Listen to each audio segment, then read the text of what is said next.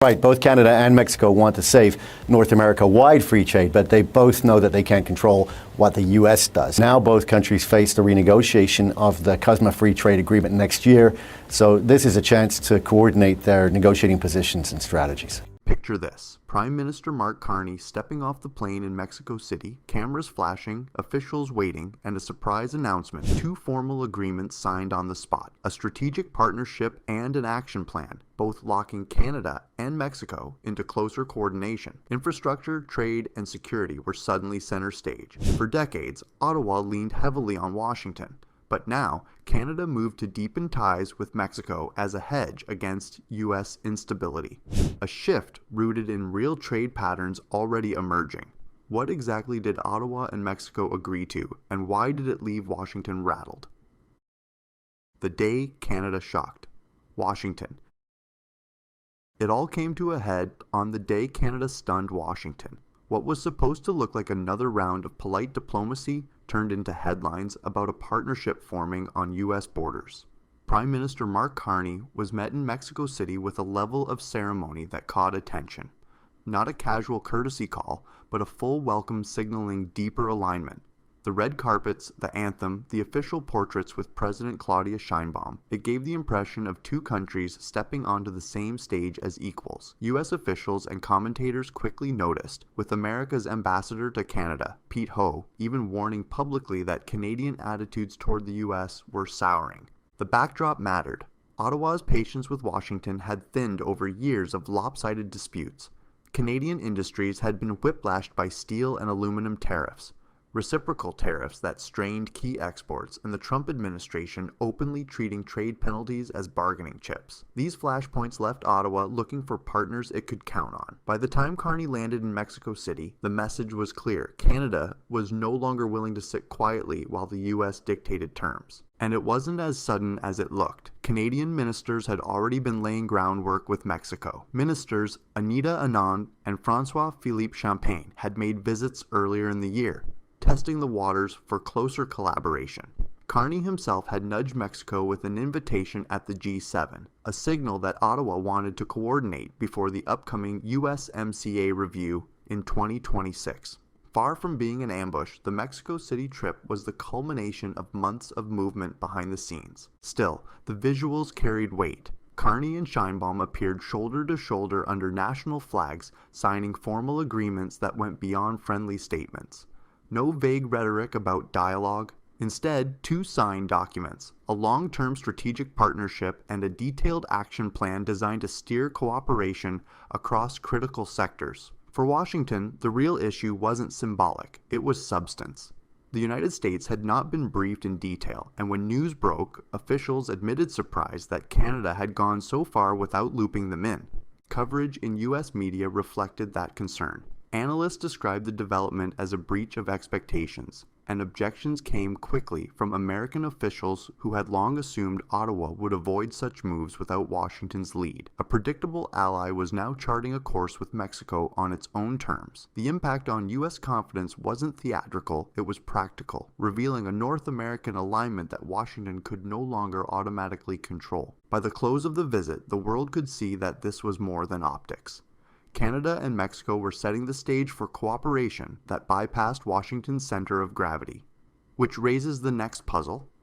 What did those agreements actually contain, and why did they make U.S. policymakers so uneasy? Inside the deal that changed everything. At the center of the story were 2 documents signed in Mexico City, a new strategic partnership and a detailed action plan. These weren't symbolic gestures. They outlined specific cooperation on trade, infrastructure, agriculture, health, and security, sectors that have long shaped North American policy and where Washington is used to setting the terms. The most immediate provisions focused on building trade resilience. The partnership put priority on expanding north-south rail and port capacity to ease reliance on U.S. choke points. Rail executives even traveled with the Canadian delegation, underlining the seriousness of the effort. The goal was not to erase the United States from supply routes, but to give both countries alternative links and more options. For instance, Infrastructure plans now imagine Canadian and Mexican goods moving with fewer bottlenecks, less tied to U.S. ports and politics. The economic weight of this mattered. Canada and Mexico already trade around $56 billion annually, and both governments now want that figure to grow. A sign of change came this summer when Canada, for the first time in decades, imported more cars from Mexico than from the U.S. It was a concrete sign of supply chains adjusting in real time, making the case that Ottawa's decision was more than political. It was grounded in market shifts already underway. Agriculture and health policy also featured in the agreements. Canadian farmers have often faced frustration with American restrictions and sudden tariffs. Partnering with Mexico means more predictable supply and greater bargaining leverage. On the health side, the pandemic highlighted how vulnerable both countries were to U.S. control of critical supplies. By coordinating directly, Ottawa and Mexico City hope to secure steadier flows of medical equipment and pharmaceuticals without waiting on Washington's green light. Security cooperation was the area that drew the most attention. Carney openly acknowledged that Canadian gangs are active in Mexico, and both governments pledged to share intelligence on fentanyl and organized crime. In practice, this links law enforcement with trade strategy, tying together crime prevention with economic stability. For Mexico, this was a chance to show progress under U.S. scrutiny. For Canada, it showed willingness to treat cross-border crime as part of its broader continental agenda. For Washington, this meant two neighbors coordinating on a subject where U.S. agencies usually lead. Taken together, the new strategic partnership and its action plan were not written as vague declarations. They provided a framework for coordination designed to withstand trade disputes, tariff battles, or political turbulence. By establishing options independent of Washington, Canada and Mexico demonstrated they are preparing for uncertainty ahead. And that put the focus squarely back on the United States. The question looming after these agreements was not about photo ops or handshakes, but about how Washington would react once it realized its closest allies had started relying more on each other than on American leadership. Washington's panic and the future of CUSMA. What stood out most in Washington was not surprise, but concern.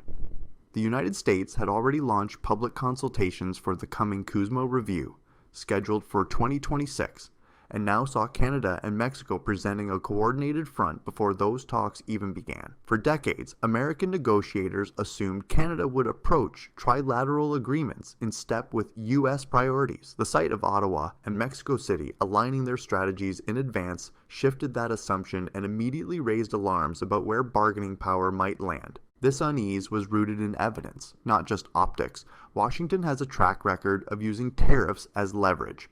Steel and aluminum disputes still echo in Canadian memory, and more recently, U.S. officials invoked fentanyl flows as a reason to threaten new penalties.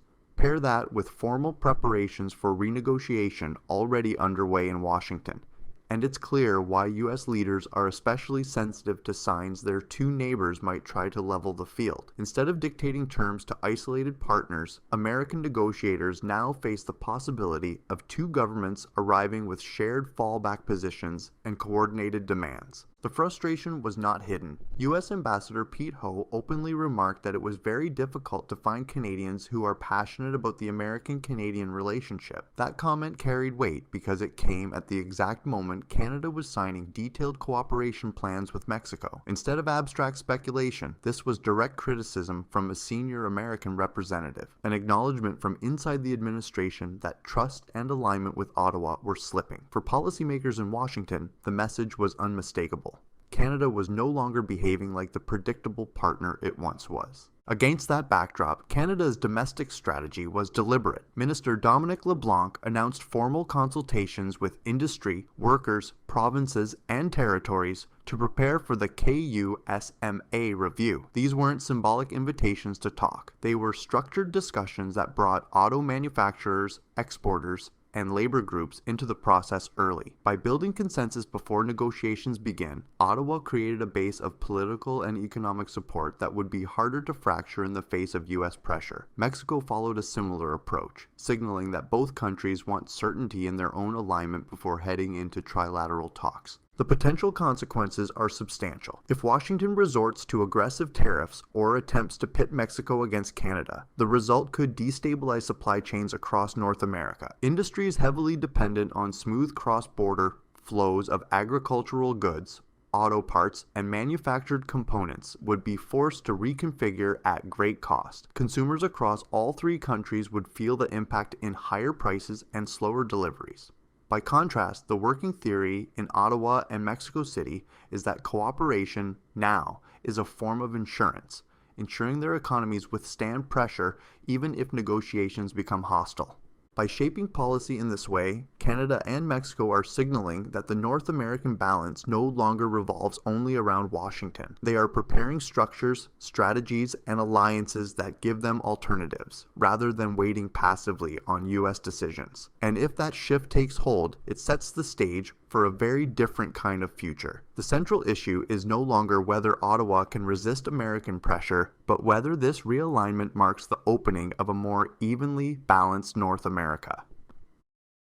Canada's move to sign a strategic partnership and action plan with Mexico was not symbolic. It was designed to lock in cooperation on trade, infrastructure, and security ahead of the looming KUSMA review. That practical anchor is why observers call it a turning point. For years, Canada played a reactive role in North American negotiations. This agreement shows Ottawa pushing for leverage instead of waiting for Washington to set the terms. So here's the real question. Is Canada's choice to deepen ties with Mexico after recent tariff fights and a $56 billion trade relationship a bold win or a risky gamble? Tell me what you think, and don't forget to hit subscribe.